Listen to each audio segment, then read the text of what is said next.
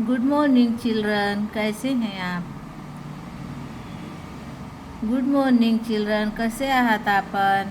आज मी आपल्यासाठी घेऊन आले आहे वर्ग तिसरी मराठी पाठ क्रमांक 8 खारीचा वाटा. खारीचा वाटा. तर मित्रांनो, हे आहेत महर्षी धोंडो केशव कर्वे. महर्षी धोंडो केशव कर्वे यांचा फोटो आहे. आणि बालमित्रांनो, हे धडा लिहिलेला आहे सुनीता वांजडे यांनी. सुनीता वांजडे यांनी हा धडा लिहिलेला आहे. चला, तुम्हाला तुमचं गृहपाठ करायला मी मदत करते. चला, माझ्याबरोबर तुम्ही पण म्हणा, खारीचा वाटा. एके दिवशी शाळेला सुट्टी होती.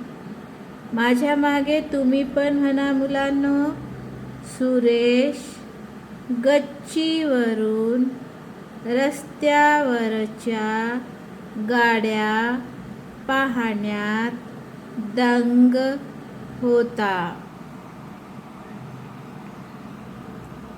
तेवढ्यात त्याला एक आजोबा त्या गर्दीतून वाट काढत चालताना दिसले.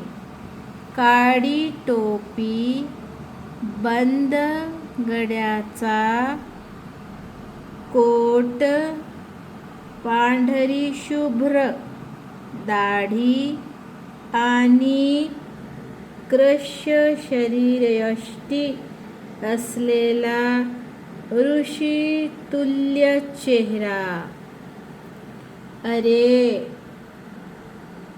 हे तर आपले अण्णा. अरे, हे तर आपले अण्णा. अण्णासाहेब कर्वे. आई आजी तर कायम याच आजोबांबद्दल बोलत असतात. ते नेहमीच पायी प्रवास करतात.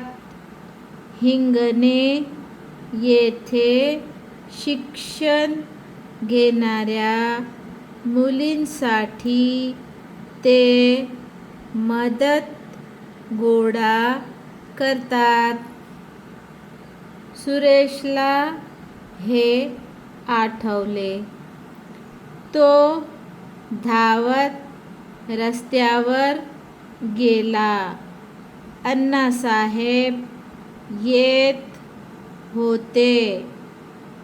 त्या रस्त्याच्या कडेला तो हळूच जाऊन उभा राहिला.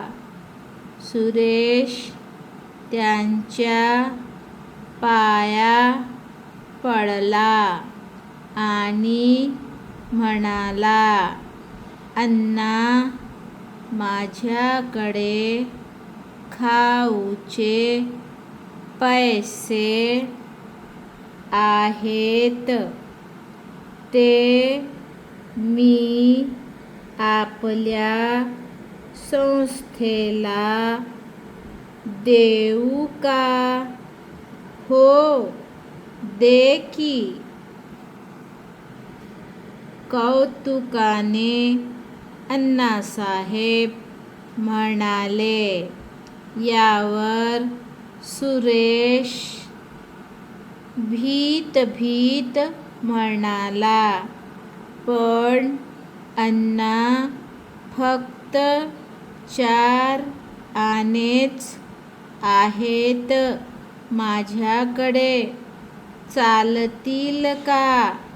यावर अण्णासाहेब म्हणाले, अरे, तू दिलेल्या 4 आण्यांत 1 वीट नक्की येऊ शकते.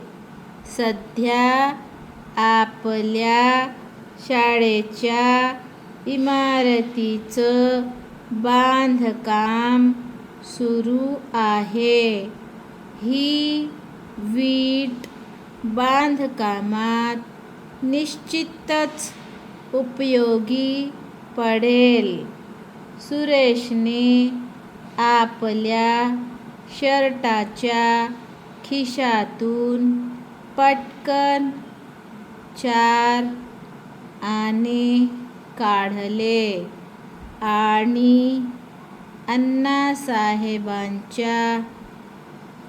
हातावर ठेवले.